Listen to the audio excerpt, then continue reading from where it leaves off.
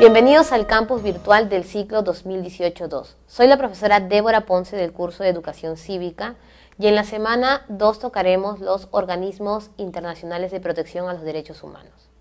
Tenemos ahora la segunda parte del tema de derechos humanos. Es un tema muy sencillo para nosotros debido a que la parte más complicada la encontrábamos al inicio cuando manifestábamos los tipos de derecho, características y las garantías. ¿Qué sucede cuando nosotros acudimos al Poder Judicial de nuestro país, pedimos nuestras garantías constitucionales y nos hacen caso omiso? ¿A dónde vamos a acudir? Entonces tenemos nosotros los organismos internacionales. Al primer lugar que nosotros tenemos que acudir está relacionado con nuestra jurisdicción, es decir, estamos en el continente americano y tenemos una corte que va a proteger nuestros derechos.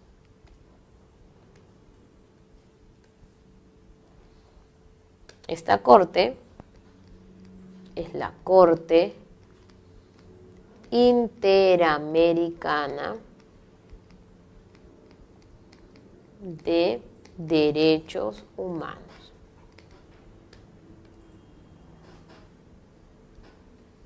Muy bien, sencillo. Y si nosotros vamos dentro de un plano internacional, ya no estamos hablando de América, tenemos otra corte.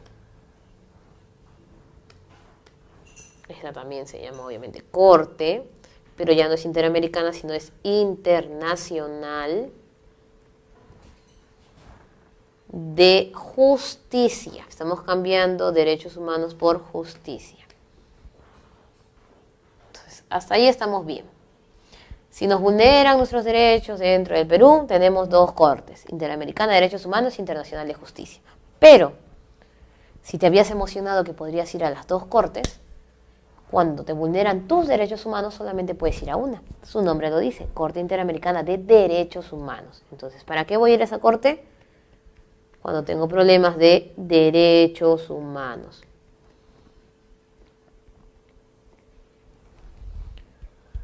En cambio, voy a ir a la Corte Internacional de Justicia cuando tengo problemas entre estados. Por lo tanto, tú no eres un estado, tú no puedes ir ahí. Y por ahí algunos, pero ese se parece a la Corte de La Haya. No se parece. Es la que nosotros conocemos como la Corte de La Haya. La Corte Internacional se encuentra en La Haya, Holanda, porque es un territorio pacífico frente a lo que eran las guerras mundiales. Y la mayoría de personas, en vez de decirle Corte Internacional de Justicia, le dice Corte de La Haya. Y lo mismo pasa con el caso de América. La Corte Interamericana de Derechos Humanos se encuentra en San José de Costa Rica. Y las personas, en vez de decirle Corte Interamericana de Derechos Humanos, le dicen Corte de San José. Entonces, hasta allí estamos viendo el nombre de la entidad o corte, la función para la cual voy a ir y su ubicación o sede. Fácil. Pero hay otro problema más. Tú pensabas que podrías ir a la Corte Interamericana de Derechos Humanos porque decía derechos humanos y tampoco puedes ir, debido a que a las dos cortes solamente van personas jurídicas. Y recordemos la clase anterior, persona natural, persona jurídica y concebido no eran lo mismo. Y la persona jurídica era la asociación, entonces no podemos ir a la Corte Interamericana de Derechos Humanos nosotros solitos.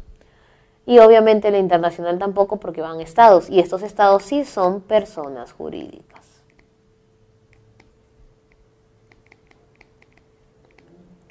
¿Quién ha ido a la Corte de La Haya?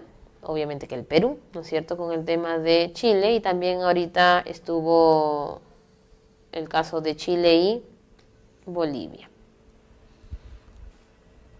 ¿Qué puedo hacer si yo quiero ir a la Corte Interamericana de Derechos Humanos a llevar mi caso, pero no puedo ir a la vez porque no soy persona jurídica?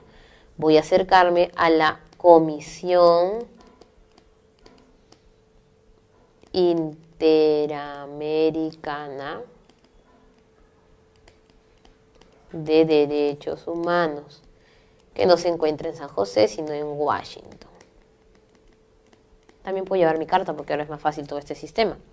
Ellos se encargan de llevar nuestra demanda o denuncia a la corte. Y como ellos son una comisión, entonces estaría llevando quien la denuncia o la demanda una persona jurídica. Tener cuidado aquí. La comisión no es un despacho que recoge denuncias para llevarlas a la corte. La comisión es otro organismo también que apoya a la corte. Ellos promueven los derechos humanos. Pero dentro de sus funciones está el llevar nuestras denuncias a la Corte Interamericana de Derechos Humanos. Entonces, hasta ahí está facilísimo, ¿no es cierto? Hemos visto el plano general para poder entender, antes de pasar a lo que son documentos, tratados, que ahí es donde más nos confundimos todavía. Y la dependencia.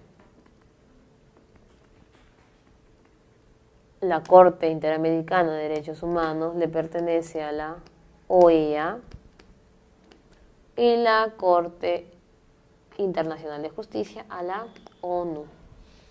¿Qué pasa con el tema de derechos humanos en otros continentes? Igual que nosotros tenemos la Corte Interamericana de Derechos Humanos, los otros continentes también tienen Corte Africana de Derechos Humanos, Corte Asiática de Derechos Humanos, menos Europa. Sus temas de derechos humanos los resuelve la misma Corte de la Haya, que tiene una dependencia aparte que apoya ese tema de derechos humanos. Y también la Corte, tanto de La Haya como de San José, ven los temas referentes a lo que son juicios de la OEA y de la ONU respectivamente. Sabemos que en la Corte siempre van a trabajar los magistrados. En el caso de la Corte Internacional de Justicia tenemos nosotros 15 magistrados que trabajan. Y en el caso de la Corte de San José o Interamericana de Derechos Humanos, 7 magistrados o jueces, ¿no? Y en el caso de la comisión también son 7 miembros, pero en este caso ya no son magistrados porque es una simple comisión, no estamos hablando de un órgano de justicia.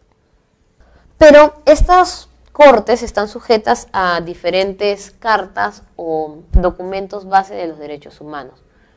En el caso de la OEA,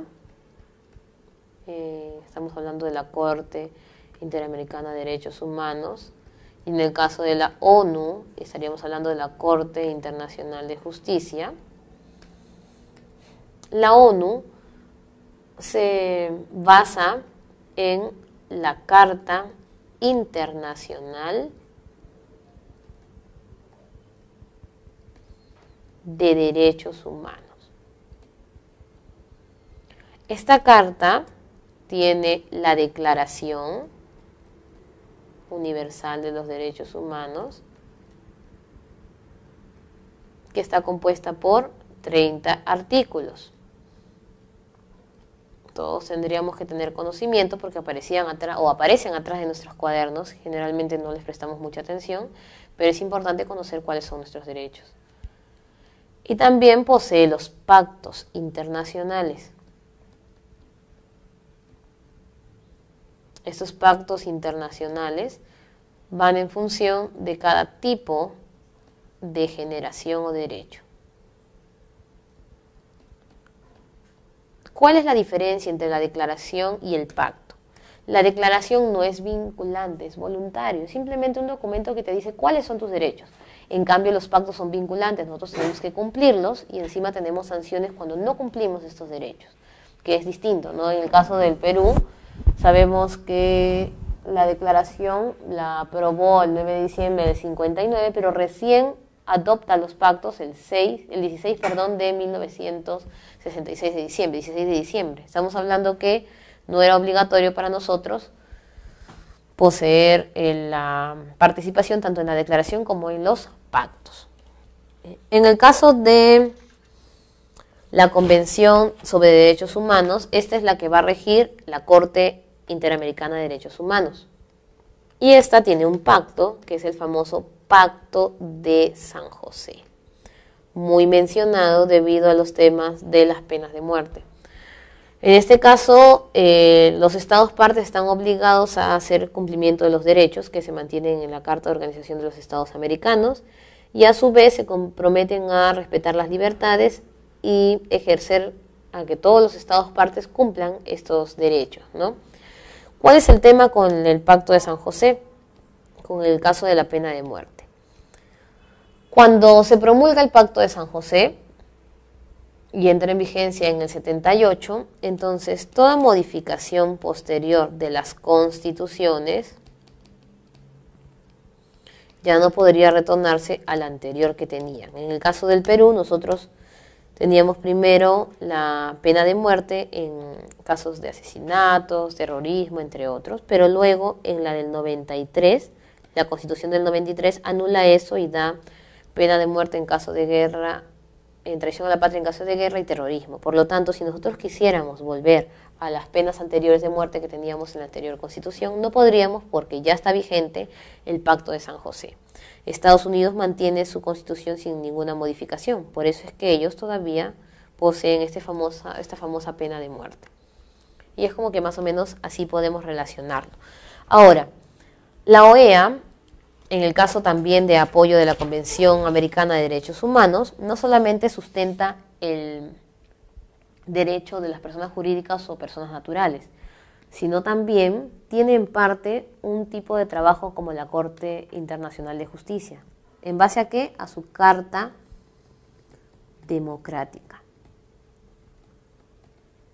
Interamericana.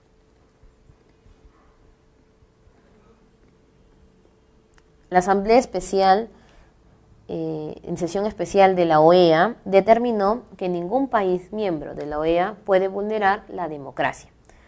Tiene que saber claramente qué es la democracia, y no solamente en teoría, sino en práctica.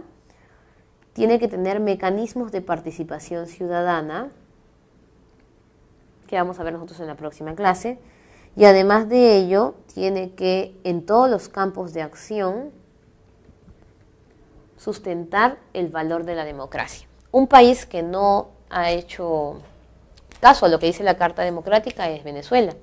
Pero Maduro, cuando sabían que le iban a aplicar la sanción de la Carta Democrática, astutamente se salió antes de la Carta Democrática, y así se ha salido de una serie de acuerdos, como en la misma Corte Interamericana de Derechos Humanos y hasta del Pacto de San José, quedándose solamente miembro de la OEA. ¿Para qué? Para que no se aplique la sanción frente a las violaciones de derechos humanos y democráticas que se está haciendo en el país de Venezuela. Pero, así como existen también organismos internacionales fruto de la agrupación de diversos países, existen en el Perú diversos organismos que protegen nuestros derechos humanos. Estos organismos generalmente son las ONGs, a las cuales nosotros podemos recurrir si necesitamos ayuda para resolver algún tema judicial, si queremos ayuda también para que nos amparen en el tema o nos den conocimiento sobre lo que son los derechos humanos. Tenemos la Coordinadora Nacional de Derechos Humanos, que se encarga de ayudar a las víctimas de violencia específicamente. El ASPEC, que es la Asociación de Consumidores y Usuarios, que nos permite o nos orienta para nosotros podernos dirigir a Endecopi. Tenemos también el ASONED, que es la Asociación Negra de Defensa y Promoción de los Derechos Humanos, que obviamente lucha contra el racismo en el caso del Perú. Amnistía Internacional Perú, que es en función de protección a los derechos humanos y campañas de promoción a estos derechos humanos. Y el movimiento Manuela Ramos, que es un movimiento feminista que defiende obviamente los derechos de la mujer, como también lo hace Flora Tristán.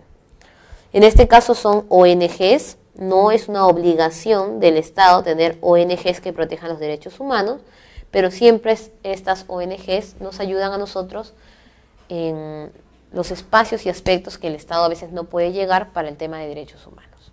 Y con eso hemos terminado la clase de cívica.